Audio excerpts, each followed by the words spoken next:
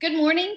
We're glad that you guys are with us today. If this is your first time, we're glad that you have found us, that you've joined in with us. And we want to let you know that our church exists really to influence people to life giving connections with Jesus, their family, and their community. And that's really what we're all about. We hope that these connections are life giving for you and that today will be one of those connections.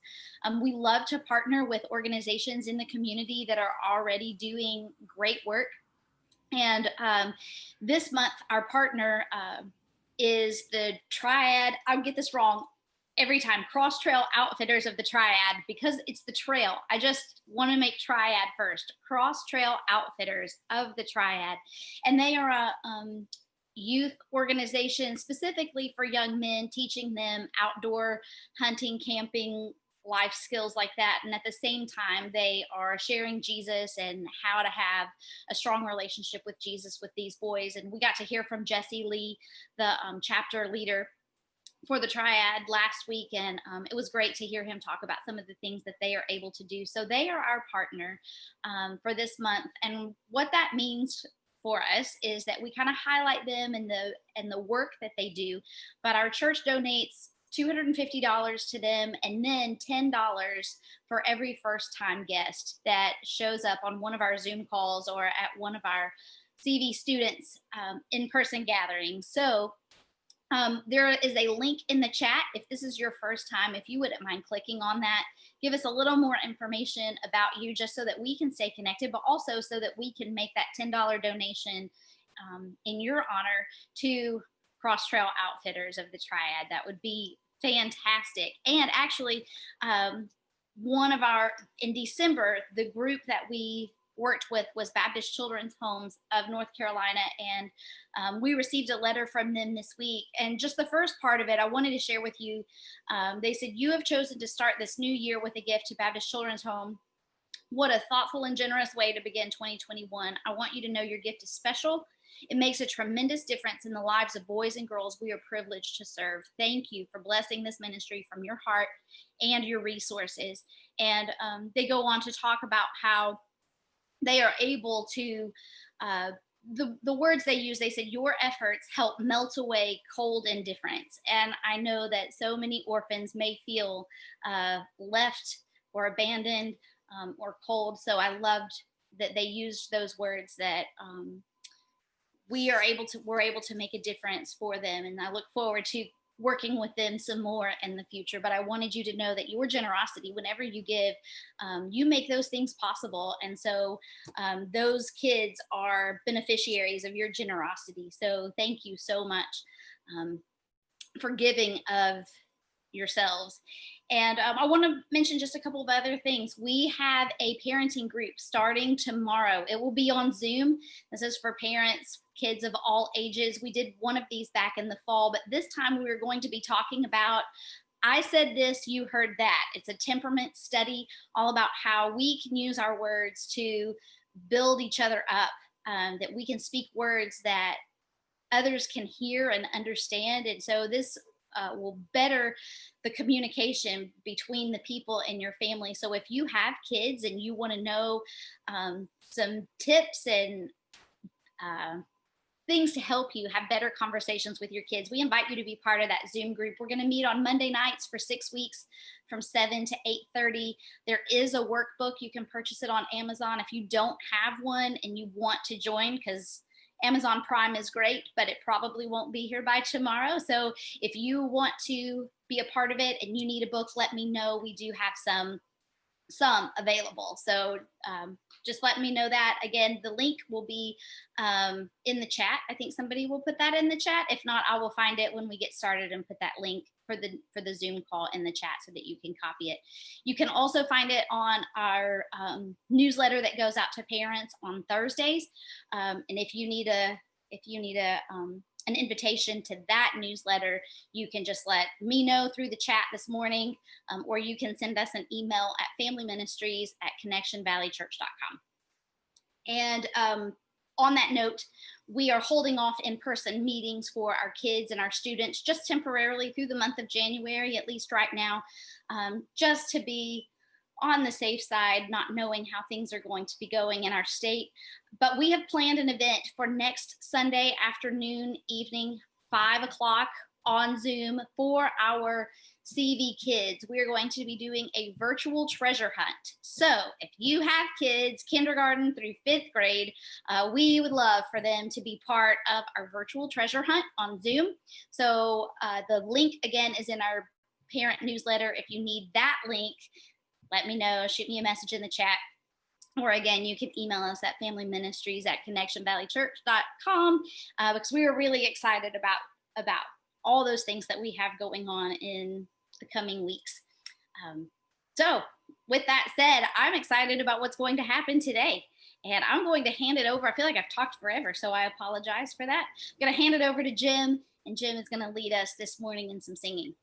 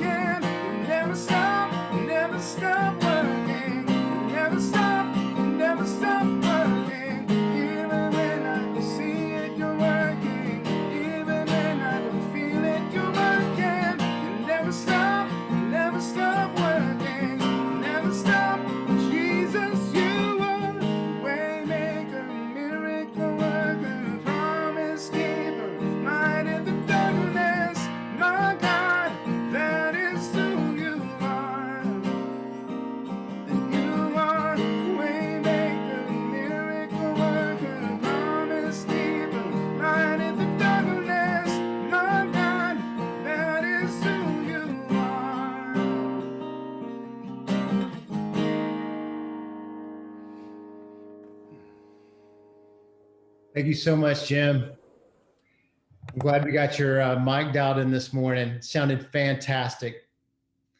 I want to say happy Martin Luther King Day, Junior Day, one day early. He will be recognizing him tomorrow as a nation. And I just want to say personally, I respect the way that he went about fighting for freedom, for the freedom of all people. And I would love just to open up with a word of prayer, just to thank God for that and to thank him for the freedom we have here today. So, God, we thank you that you make a way when there doesn't seem to be a way.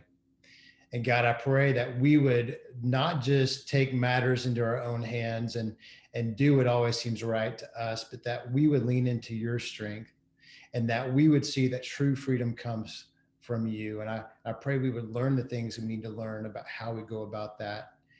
So God, we thank you for that. We thank you for Martin Luther King Jr. And we look forward tomorrow to remembering the things that he fought for the people he fought for, to help us live more freely as a people, as one, as your creation made in your image. So we thank you for that. Pray this in Jesus' name. Amen. Okay, so a far less noble day to celebrate is actually today. Today is National Quitters Day. Happy National Quitters Day. I find that for whatever reason, as every day passes in the last year, I keep discovering these new holidays or special days. I don't really know what to call them. But today is National Quitters Day, celebrating all the quitters who have quit their New Year resolutions. So, just out of curiosity, how many of you have ever made a New Year resolution and quit it?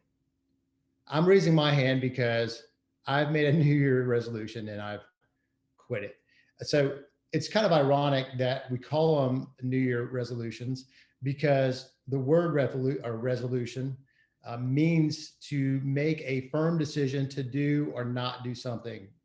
If you didn't hear me, I said firm decision. It means to be unwavering, to be resolute, to be determined. And so many of us raised our hands. I've heard so many other people say, I resolved to do this, and maybe under the influence of alcohol, like looking back over the years. And so, sometimes those don't turn out so well. But I say all that to say is, I don't think we should call it New Year resolutions anymore. I think we should call it New Year hope tos. I hope to.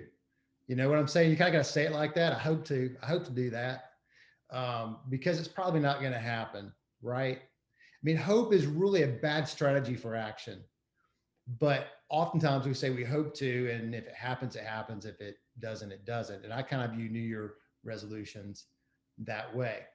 Now, speaking of New Year resolutions, there was a website which shall not be named. Any Harry Potter fans out there? That was for you. But yeah, I see that hand. But there's a website that shall not be named that came up with the top 10 New Year resolutions for 2021. And the reason I'm not going to name this website is we're about to play a game and all of you are on the same team. And what I'm going to do is I'm going to get my phone, which I have right here, and I'm going to set a timer.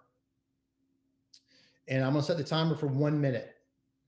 And so when I say ready, set, go for 1 minute, I want you to put in the chat what you think are the top 10 resolutions for 2021. If you make it in 1 minute, you are a winner. Even if you're a quitter, you are a winner. Yeah, you can keep telling yourself that. And so we'll play this and we'll see if you guys can win, if you can collectively beat the clock. We're going to call this game that I made up this week called Name That Resolution. And so I'm about to say ready, set, go. And just to make this even more fun, the first person who puts the number one answer in the chat will win a free Connection Valley hoodie. If you already have one, then you'll have two. So are you ready? Ready, set, go. All right, let's see what we got here. Oh man, these are coming in fast. Y'all are too fast for me. Oh my gosh. I guess I'll stop swearing. That's a good one right there. All right, you're at 45 seconds. Lose weight, exercise more. That was Tom and Elisa Norris. Thank you for that. Weight loss, lose weight, exercise, quit drinking. There we go. weight loss, weight loss, weight loss, lose weight, lose weight, lose weight, weight loss. Okay, well, that's probably at least one of the answers. Brooke is keeping tabs right here. I told her there's no way I can keep up. I'm kind of slow. Um, Pay off debt. Okay, I like that. Go to the gym. I'm not going to read all the lose weights anymore because those are everywhere. Start exercising. Someone said repeat. Thank you for that. Stop smoking. Yeah, be kind. Stop swearing. Thank you, Heather Herbert. Um, oh, these are great. We'll see what happens. We've run out of time. Okay, don't put any more answers in unless you're a cheater. Don't be a quitter and a cheater. All right, stop it. So, Brooke, did they get all the 10 answers? I'm not seeing all of the answers, but they were coming in pretty quickly. So somebody raise your hand if you said, because I'm not seeing it, spend more time with family and friends. I didn't see that on there. Maybe everybody had so much of that in 2020, they're done with that. That's not going to be the resolution for 2021. I don't know. I didn't see that anywhere. Spend less time on social media. Did I see that? Yes. Okay. There were so many messages. Live more economically. So don't spend so much money, I guess. There might have been some money ones in here. I lost track. Pay off debt. Somebody said pay off debt. We'll count that. Erica said that. Improve performance on the job. I didn't see anybody want to get better in their work. So does that communicate a lot? I don't know. Reduce stress on the job. I didn't see. Cut down on alcohol. I didn't see, but I did see lots of stop smokings. Okay, you saw that in there somewhere, Scott. Thank you. Oh, there it is. I see it, y'all. It says stock drinking. That's why. So maybe they're drinking right now. I don't know. But the number one answer that was given, the number one answer on this list was exercise more. And the first person to say that after you started the timer, because I did have a couple of people try to slip in some answers before you said go, Will Ragsdale is the one that said that first. So congratulations, Will, for waiting till he said go and also coming up with the number one answer. So Will, do you have any words of excitement about your winning today? You know, I'm surprised. I thought it was lose weight. So I guess exercise is part of losing weight, but yeah.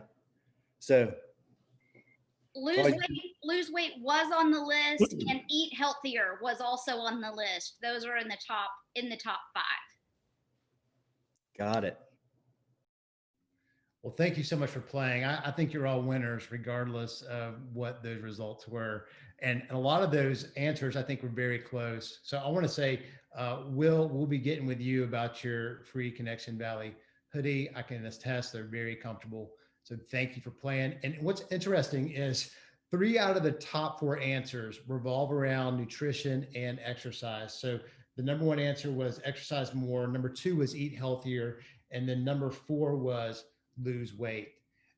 I think that's interesting because that's what we're talking about today, because that's on a lot of our minds. And yet it seems like these are the same kind of resolutions that pop up every year. So we're going to talk about that in a minute, but I just want to catch you up. If you haven't been with us the last 2 weeks, we're in a series called Starting Over. And we've talked about this idea that every year offers a new opportunity for a new start. As a matter of fact, every day offers a new opportunity for a new start. And that's good news. No matter what your day was like the day before, today is a new day. We've said that in our family when we've had blowouts before and things haven't gone well, that tomorrow is a new day. And I'm thankful for that. So if you don't hear me say anything else today, every day is a new day for a new opportunity. I also want to say it's an opportunity to love better, to be better and do better, which we've talked about. And in the first week, we focused on spiritual growth and specifically reading your Bible and the value that comes with that, the value that's added to your life when you read your Bible. We talked about this idea that growth is a process, not an event. It's a series of small decisions made over time that ultimately has a big payoff. And then we followed it up last week talking about mental health, and we couldn't certainly cover every aspect of mental health, but we talked about this idea that kind of ties into spiritual health, that we need to reject the lies that come at us, reject the lies of Satan specifically, but there are lies that come from other people. Sometimes there are people who are like Satan, right? But reject the lies and embrace the truth of what God says about you. And so often when we believe what God says is true about us, then we can begin to walk down a different path to help us end up in our desired destination. And so we talked about that last week. And today we're going to focus on this area of exercise and nutrition. And one of the questions, or actually three of the questions I've had you ask every week is, what do you need to keep doing? What do you need to stop doing? And what do you need to start doing? Because in life, when we want to start something new, we often have to stop something that we're currently doing. So keep, stop, or start doing. Speaking of hope tos, we all hope to be physically healthy. I've never heard someone say, one of my goals is to be sick as possible. Right? I mean, you've never heard anybody say that. That's messed up. That's weird. And yet when we see the resolutions we talked about, and 3 of the top 4 revolve around exercise and nutrition, we know that this is a challenge. I went and actually looked at some stats from the CDC. In 2017, 2018, more than 40% Americans were reported as being obese, which is beyond overweight. And the reason that's a problem is it contributes toward preventable health issues that take us away from really having a life that we want to have. Like, for instance, one of my goals is when my kids, when they get married and have children, and I want to be able to play with my grandchildren, right? I want to be able to be active. I don't want to not be able to interact with them and to have fun with them. And I want to be able to do that. And so I want to be physically healthy so that I can do that as far as it's possible with me. But one of the problems with not taking care of our health and even moving toward something like obesity is it contributes toward an increased chance of heart disease and heart attacks or strokes or preventable cancers or type 2 diabetes, which, I mean, it all sounds really depressing, but none of us want that goal. Like, none of us want that destination. And I get it that some things are genetic and some things are hard to fight, maybe harder for others, but we still have control over what we actually do when it comes to what we put into our mouths and what we do from an action standpoint when it comes to exercise. And so I actually took the time to write down the benefits of exercise and nutrition. And the first one was it helps to combat obesity. It helps us to not be in a higher risk category for things that are preventable. The second one is it reduces the risk of heart disease. The third one is it not reduces, but it helps us to manage blood sugar and insulin levels. And this fourth one is one of my favorites. It gives us an endorphin boost. And if you're a Legally Blonde fan back from 2001, Elle Macpherson told us about endorphins, right? Exercise, I actually wrote this quote down. I love it so much. Exercise gives you endorphins, and endorphins make you happy. And happy people don't shoot their husbands, right? Exercise gives us endorphins, which gives us a boost, which busts up stress, reduces anxiety, and improves mental health and mood. Like, that alone right there, that's a reason for me. It helps our thinking, learning, and judgment skills to stay sharp. Like, as we get older, all of us can attest to how that becomes a challenge. It strengthens our bones and muscles. It reduces risk of cancers. It reduces our risk of falling. I don't know how many times I've talked to somebody who has a loved one who, as they get older, they have a fall that contributes toward them actually declining much more rapidly than they should have. And not, again, that we can prevent everything from happening to us, but by exercising regularly and by eating well or better, we can help our balance be better. It improves our sleep. Being a person who has battled insomnia, I can imagine what my life would be like without exercise and nutrition. And if this applies, it improves sexual health.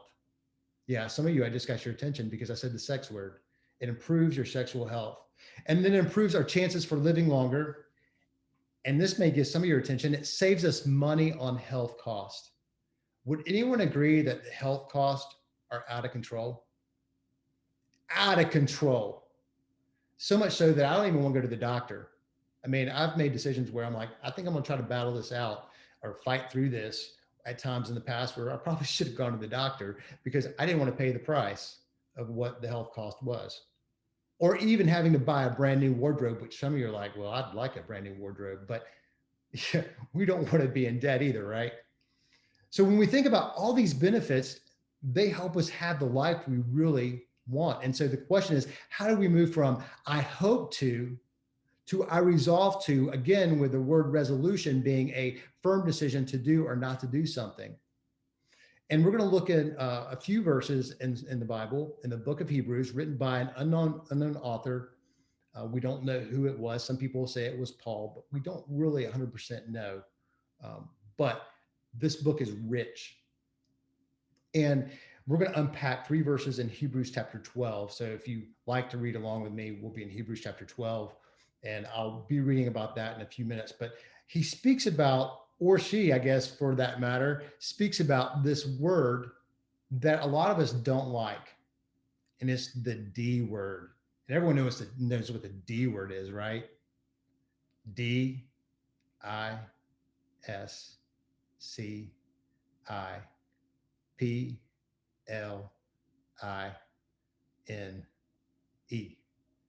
Discipline. Did I misspell it?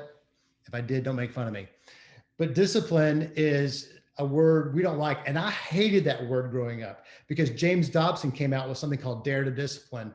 And my grandmother loved James Dobson. And so I was always hearing about discipline and being disciplined.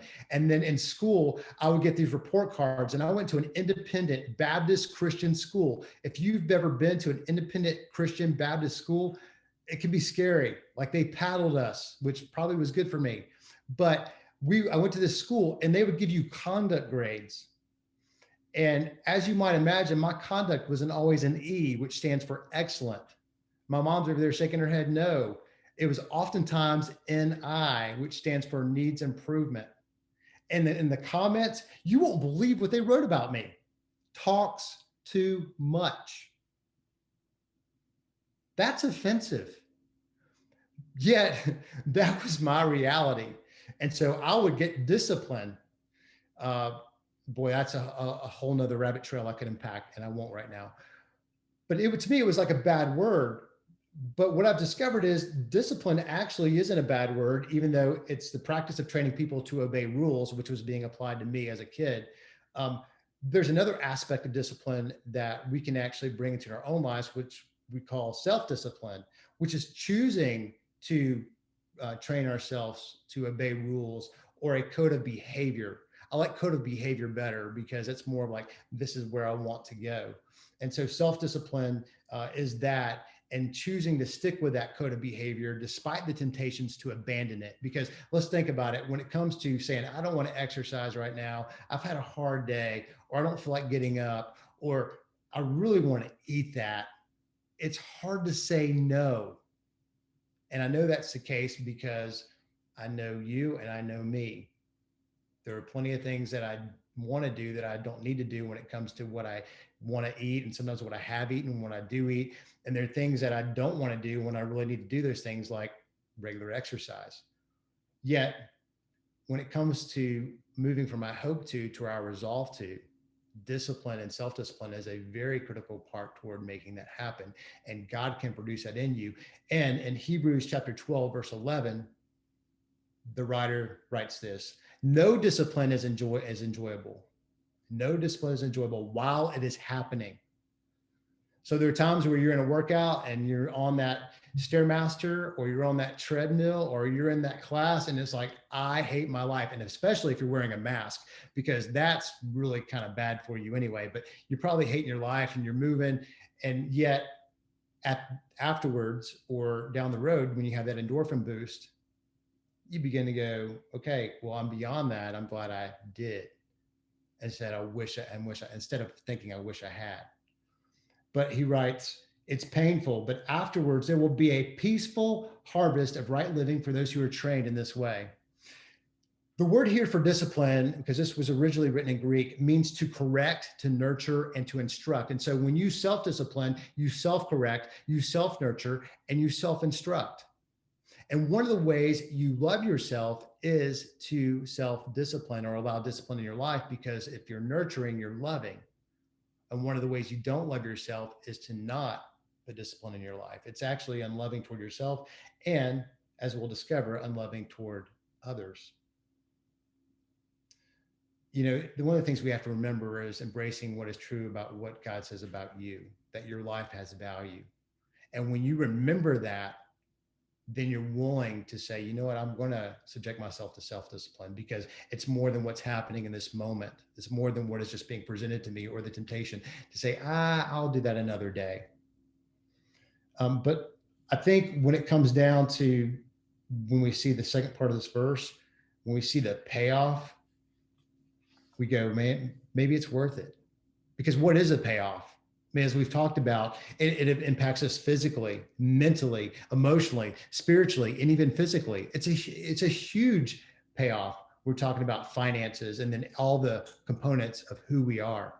When we say, you know what, I'm going to exercise regularly, and I'm going to eat better. And I can tell you, there are plenty of people here who can attest to both ways, because I've been on both sides of it too. I can tell you the life that I've lived that I don't want to have, and I can tell you the life that I'm living that I want to have. And it doesn't mean it's perfect, but it means that there's a direction that's happening. And so in verses 12 and 13, he writes, so take a new grip with your tired hands and strengthen your weak knees. Make that choice. Mark out a straight path for your feet, so that those who are weak and lame will not fall, but become strong.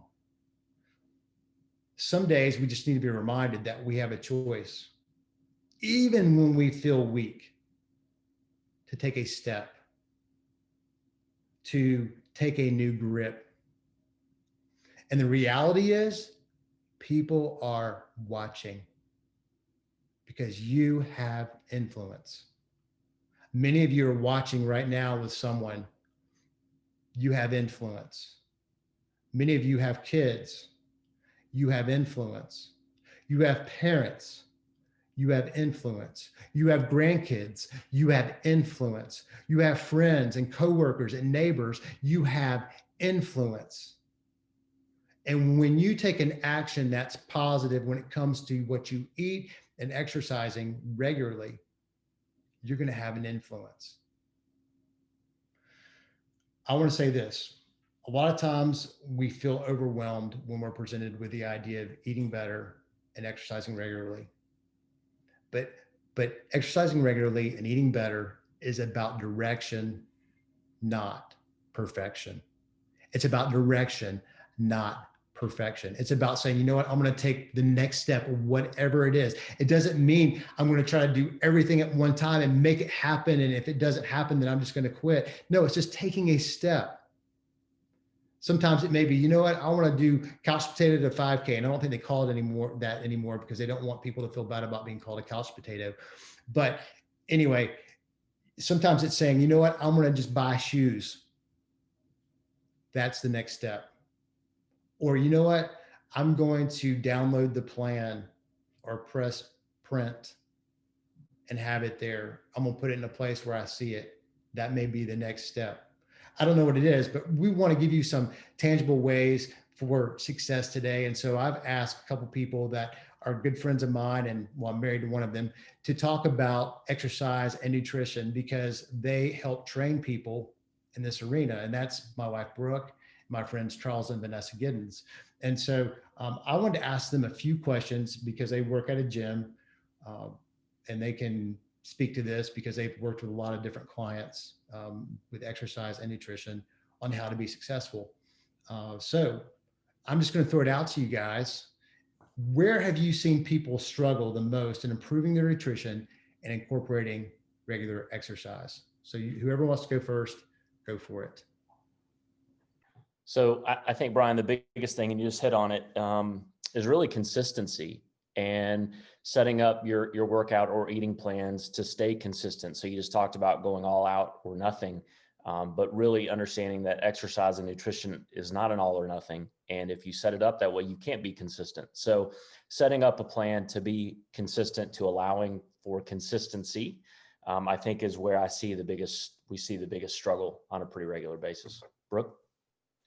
Yeah, I totally agree with that. And so for me, putting it on your schedule, really making the adjustment to, we've talked about this and you mentioned it already this morning. What do you need to keep doing? What do you need to stop doing? And what do you need to start doing so that you can prioritize those things on your schedule, whether it's time to cook meals at home or to actually go outside or to a gym to exercise, whatever that is. Making those adjustments on your calendar, I think is huge, because if you have not been doing that, making that adjustment will require some time.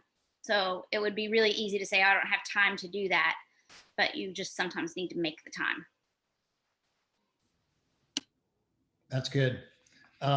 My second question is, where have you seen people have the most success when it comes to nutrition and exercise? I think I'll go back to the same thing, Brian. It's consistency and doing small things, right? So, I'm going to start out with a nutrition plan just by adding fruit into my diet, once a day. That could be a catalyst to help you stay consistent and help you want to make some different changes throughout the rest of your life, whether it be eating or working out. I think when you start small and can stay really consistent and get some goals and get some wins behind you, that's when we see long-term changes and habits with people. I think also having a buddy, having an accountability buddy, somebody that you enjoy doing the things with, somebody that you can start and sort of feed off of each other's momentum as you go is great. I agree. And I kind of go back to scheduling it.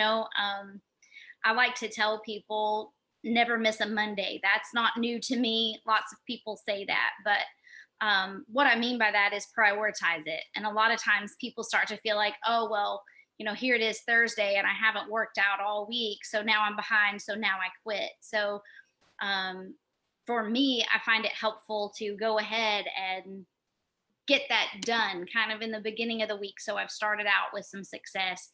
A buddy, like Vanessa said, accountability, and even something like a MyFitnessPal app, tracking what you're doing, being honest with what you're actually eating or the activity that you're having, I think is a big key, because it can be easy to just and I think especially if you are a stay-at-home mom with young kids, it's easy to just eat the leftover nuggets or mac and cheese or whatever's left on the table, and you have no idea what you've really consumed all day long.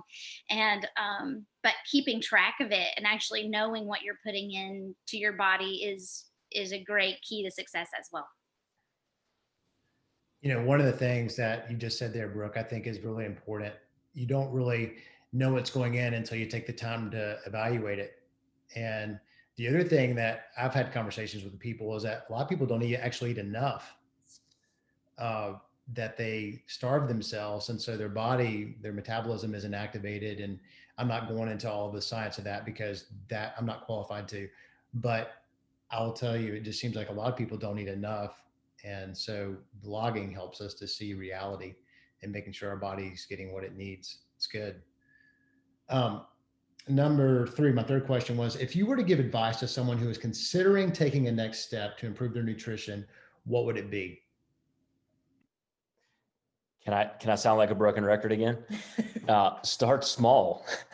I think things like adding vegetables into your diet, maybe once a day, twice a day, or instead of eating out like a lot of us do, or eat breakfast at home and then lunch and dinner are out because we're working or we're busy. Changing that and saying, I'm going to eat breakfast at home. I'm going to eat lunch out because that's my normal routine. And then at night, instead of eating out, I'm going to force myself to go home and cook, or go home and eat something that I didn't eat out. But starting small in order to gain consistency, in order to gain wins, is what I would tell people. It's not 100 miles an hour or nothing. It just doesn't work that way for 99.9% of the people that we talk to. I would add, get off the internet, get off social media. It's not the latest, greatest fad diet that's going to be the thing. Talk to someone that you know that lives it, that lives a lifestyle, not some famous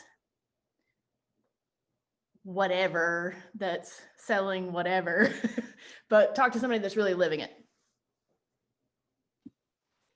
And adding on, I do not disagree with anything that they have said, but adding on, having the courage to set a goal, and clearly define what that goal is. And I would say, don't let that goal be a number on a scale, but how do you want to feel? What activities do you want to be able to enjoy? Those sorts of goals. And then, like Charles said, start small. Don't feel like you have to tackle that in one day. Realize that this is more of a marathon, not a sprint. So this is a developing consistency over time. And whether it's, cutting back on sugar intake or adding vegetables to a meal, like Charles said, or eating at home, like those are all steps that you can take, that are manageable, so you don't feel overwhelmed and like you have failed right out of the gate. When you guys were talking, you made me think that any program that promises, get fit quick is a lie. You can lose weight quick, but actually getting healthy quick, that's a lie. And the same thing is true with get rich quick. You can put a lot of things into that blank. It's a lie. It's about making those small, consistent steps over time. So good. That's great stuff. I have a couple more questions for you. If you were to give advice to someone who wanted to take a next step in incorporating regular exercise, what would it be? That I feel like we're now really are repeating. Find someone you can share it with. Find a buddy that you can share it with. Start small. Don't try to make up for 20 years of not exercising in one day or 1 week. That would be terrible. You would feel awful, and then you would never want to do that again. So start small, and choose an activity that you enjoy. I think would be one other thing. Try to have fun with it. This should be something that's as enjoyable as possible, and not terrible. So I get to not be a broken record now.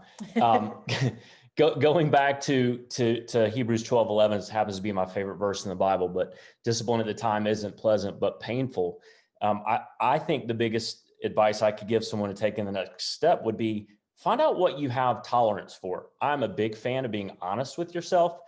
And if you honestly know that working out 5 days a week, you're just not going to do it, then don't make that a priority, and don't try to force yourself into something that mentally you don't have the appetite for.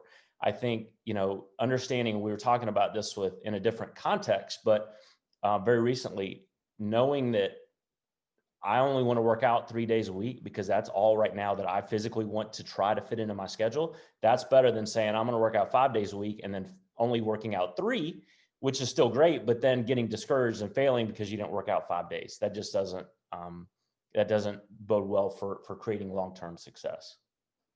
And the only thing I would add is know where you are at, and don't fall into the comparison trap. Know where you're at, and as you go, celebrate and applaud your individual successes. God made us all each uniquely and individually, and your journey is your journey. Yeah, that's really good advice, y'all. I think that so often people are like I was when I was in 3rd or 4th grade, and I watched Rocky 3, and he was getting revenge on Clubber Lang, Mr. T. And he worked out like crazy. And I now watch Rocky 4, when he fought Ivan Drago. And it was just this full on like working out. And I did that for like a week. I would go running around the neighborhood. I had a curl bar. I'd be pumping it. And my dad actually bought me a punching bag, and I would be down working the bag. We had a swimming pool at that time in my life. I went and one day swam 100 laps, and I was in elementary school because I wanted to look like Rocky. And guess what? I know you're surprised to hear this, but I didn't look like Rocky. So I think there's a lot to that, but as funny as that is for me doing that as a kid, I think oftentimes we feel like we have to do that. And that's just not reality. So good stuff there. Was there anything else that you think we need to consider when it comes to nutrition and eating better? Well, this is something that I had not thought of until actually today.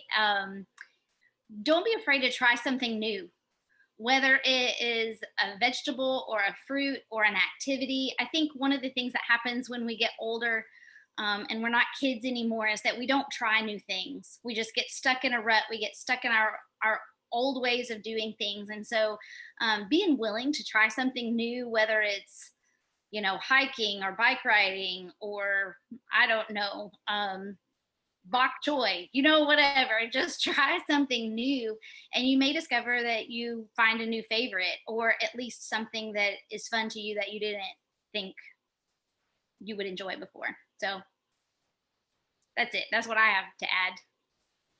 Yeah, I think the only thing I would tell everyone is the same thing I tell to every person that walks through the gym or every person that sits in my office to talk with me nutritionally, is that you don't have to be an A student to get results, right? So everybody wants to be an A student, but at the end of the day, if you're a C student, you still graduate and you still get results, and that's okay. Being a C student, a B student is still fine and will get you better health and will allow you to live a better life. But you don't have to be an A student. You just don't. It's great if you are, but you probably don't need it. You made me think of Tommy Boy when you said that. Tommy Boy graduated. Not a real story, but there are plenty of people like Tommy Boy. So thank you so much for sharing that. I had some application points I was going to share, but I think you guys covered it. I want to make sure we have enough time for our last song, which is Graves into Gardens. And I love that song because God takes what seems to be dead and he brings it to life. And I don't know what the next step is for you guys when it comes to the idea of discipline and exercise and nutrition. But I would just say that it's about direction, not perfection. It's about taking a step, and that's attainable. And it goes back to the original message I gave for this series, is that growth is a process, not an event. So I don't know what the next step is for you, but I'm going to pray for you, and then I'm going to hand it over to Jim, and then we'll jump into our small groups. God, we thank you so much that you are the way maker, that when there seems to be no way, God, that you give us direction. And I pray through the power of your Holy Spirit that you would help us to be courageous, to be willing to take a step in the area of discipline and self-discipline, in an area of life that feels very personal, when it comes to our exercise and it comes to our nutrition. God, I pray that you would help us to think down the road, to think big picture and about the things we want to do. And so we thank you for the input that we've had today from Charles and Vanessa and Brooke. And I thank you for the discussions we'll have in our small group. And I thank you that you are for us and with us, even when we fail, that you pick us back up. So I pray this in Jesus' name. Amen.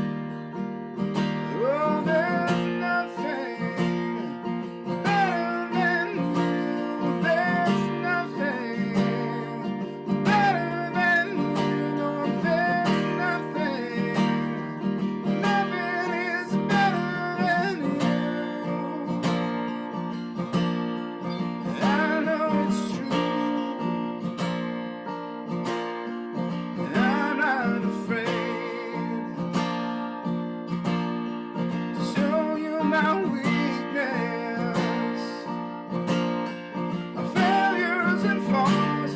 Lord, you've seen them all, and you still call me friend.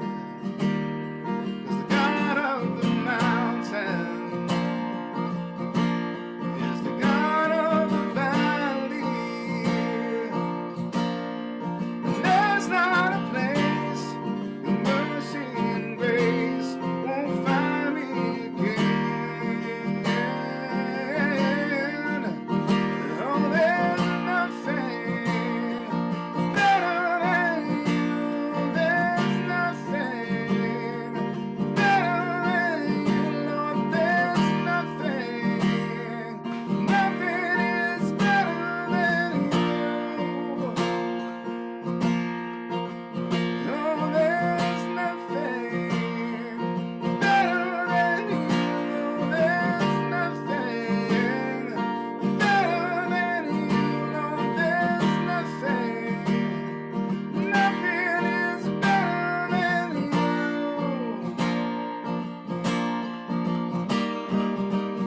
You turn mourning to dancing. You give beauty for ashes.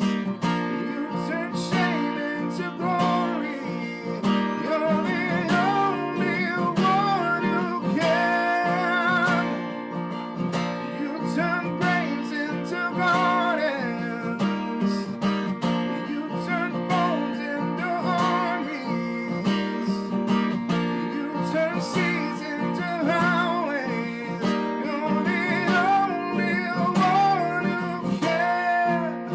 You're the only one who can.